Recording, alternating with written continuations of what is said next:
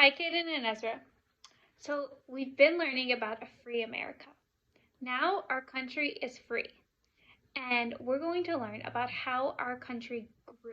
So, remember in our last social studies lesson, we learned about how we went from 13 states to 50 states, and we see that on the flag.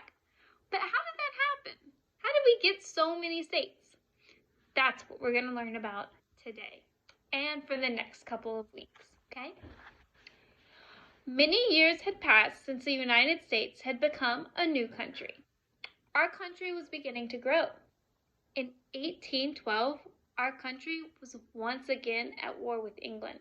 Remember, that's who was in charge of America before.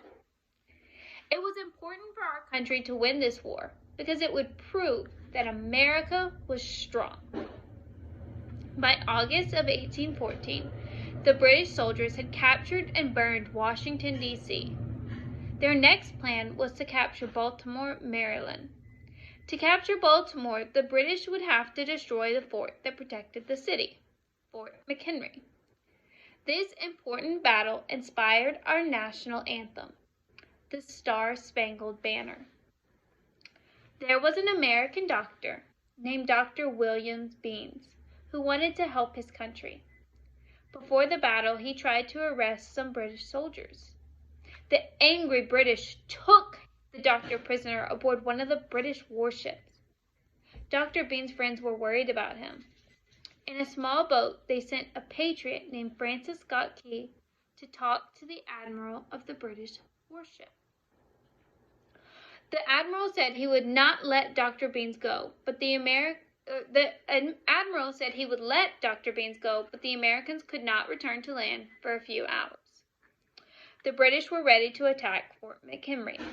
They did not want Mr. Key to go back and warn the Americans at Fort McHenry of the attack. Mr. Key watched as the British shot bombs and rockets at Fort McHenry. He kept his eye on the large United States flag flying over Fort McHenry. As long as our flag was still flying, he knew that the English had not won. Night came, but in the light of the rockets' red glare and the bombs bursting in air, he could still see our flag. It had many holes in it from the rockets and bombs, but it was still proudly flying. Then Mr. Key did not see our flag for a long time. Was it still there? At last dawn came. Through the morning mist, he saw our flag. What a beautiful sight! Still on board the ship, Francis Scott Key began writing a poem. He called it the Star-Spangled Banner.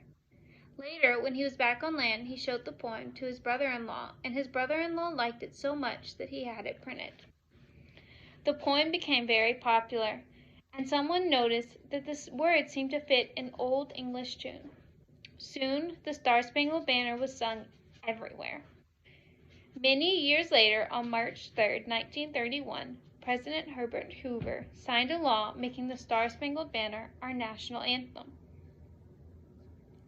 Francis Scott Key wrote 4 verses to the Star-Spangled Banner. The first verse is the one you sing and hear most often. You might notice it from sports games. Imagine you are on the ship with Mr. Key as you listen to these words. What must it have felt like to wonder if your country's flag was still flying or if it had been captured by the enemy? Think how thrilling it would have been to see your flag, though tattered and torn, still flying.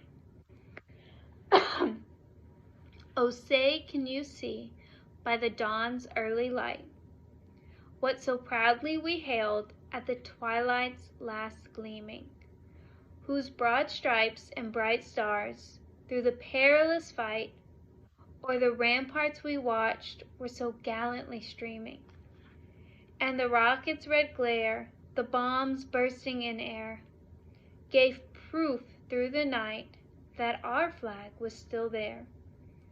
Oh, say, does that Star-Spangled Banner yet wave o'er the land of the free and the home of the brave? If you visit the Smithsonian Institution in Washington, D.C., you can still see the huge flag that flew over Fort McHenry. It is over 32 feet long and 27 feet tall. the British could not help but see our proud flag. It has 15 stars and 15 stripes. You will see 11 holes in the flags made by rocket guns on the British ships. The War of 1812 ended with America defeating England. The United States was at peace again. A choir master and organist named Mr. Lowell Mason lived in Boston, Massachusetts. He wanted a new song to teach the children at his church. He had found many German songbooks that were full of songs. There was just one problem. Mr. Mason could not read German, but he knew someone who could. His good friend, Samuel Francis Smith. Mr. Mason asked Mr. Smith, "Please look through these German songbooks for me. If you find a good song that children can sing, write it in English." Mr. Smith began looking through the songbooks. The music to one hymn was beautiful. He stopped to hum the tune, then he began to think of his own words for the tune. Finding a scrap of paper, he began writing the words to "My Country, 'Tis of Thee." In a very short time he was finished. Finally, Mr. Smith took his song to his friend. Would Mr. Mason like his song? Mr. Mason sent Mr. Smith a note asking him to come and visit the Park Street Church in Boston for their 4th of July children's program. The 4th of July came. Samuel Smith was surprised to learn that a front row seat had been saved for him. How surprised he was to hear a group of children sing the song he had written. This 4th of July in 1831 was the first time that "My Country, 'Tis of Thee" was sung. But it was not long before Americans everywhere were singing it.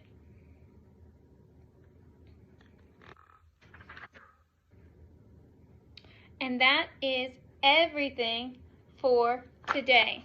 So we learned about 2 more songs that came about as America grew into a bigger country.